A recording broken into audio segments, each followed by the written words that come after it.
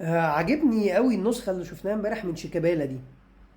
نسخة شيكابالا اللي خلاص شغال في القناة بتاعت تركي الشيخ. فاكر يا شيكا تركي الشيخ بتاع الفلوس؟ طلعت الفلوس حلوة وبتغير اهو. وبقى زميل ابراهيم فايق. ابراهيم فايق تلميذ الشيطان الاعظم احمد شوبير. شيكابالا حطت الزملكاويه دلوقتي في موقف لا يحسد عليه. ما هو اصل ده تمثال عجوه، انا قعدت فوق ال 25 سنه ببني فيه. اطلع اقول له يعني ايه تطلع تقول ان وانت كابتن الفريق لعيبه بتشيش ليله الفاينل؟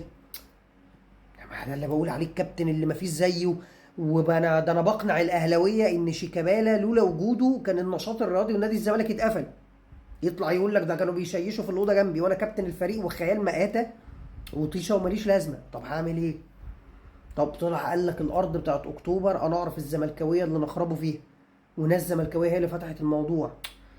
طب السكريبت ان الاهلي هو اللي راح زق الدوله، فبرضه هعمل ايه؟ هطلع اقول خلاص يبقى القهوه الاهلي براءه ومفيش ظلم واقع عليا، وان النجاسه مني فيا جوه زي ما كل مره، وفي الاخر بيطلع الزملكاويه هم اللي بينخربوا على بعض. خناقات ممدوح عباس مع مرتضى منصور، ومرتضى مع منصور مع لبيب، ودلوقتي لبيب مع عباس اللي كل شويه عباس يطلع يطرقع لهم، واحمد سليمان مع بعض. طول عمرها خناقاتكم. فهم دلوقتي في مأزق دلوقتي. طيب انا بقى لو مكان برضو الزملكاويه هيجي في بالي حاجه. طب انا اكمل الحمله بتاعت تركي الشيخ وابراهيم فاقي دي ولا اعمل ايه؟ يعني ما الافيه انت عمال تحرق لي افيهات يا شيكا. الفلوس بتاعت الشوال، والشوال بيشتري اي حد الا جمهور الزمالك ولاعيبه الزمالك، وابراهيم فايق تلميذ شوبير المدلس، ومفيش حد اعلامي نضيف وكله اعلام احمر. انت هتحرق لي السكريبت. ما انا لو دلوقتي قلت لا هو الراجل بيقول كده عشان بيكشف الحقائق وبيكشف المستور وعايز ينظف النادي، حلو، يبقى الناس دي جميله. مديين منبر لكابتن نادي الزمالك السابق يطلع يطهر ويحذر الجمهور ويوعيهم، فيبقى الناس دي كده كويسه.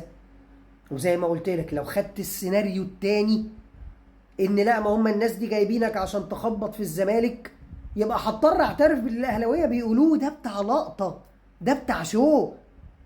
يا باشا هو اللعيبه اللي كانت بتشيش دي لو كان في كاميرات تلفزيون كان ساعتها هيخش يوقفهم، هو بس عشان ما كانش في كاميرا فما كانش في لقطه فسابهم يشيشوا. لكن لو كنت طلعت صحفي خبر ايه ده في صحفي موجود، ما ايه اللي انتوا بتعملوه ده؟ ازاي تشيشوا ليله الماتش؟ انتوا مش عارفين قيمه النادي. هو بس يا حبيبي ما كانش فيه كاميرات فسابهم خلاص، ما فيش لقطه هتتاخد. ربنا يكون في عونكم. بس انا النسخه دي من شيكا بتاعت فلوس تركي يا شيخه، فلوس تركي، انا عجباني النسخه دي قوي.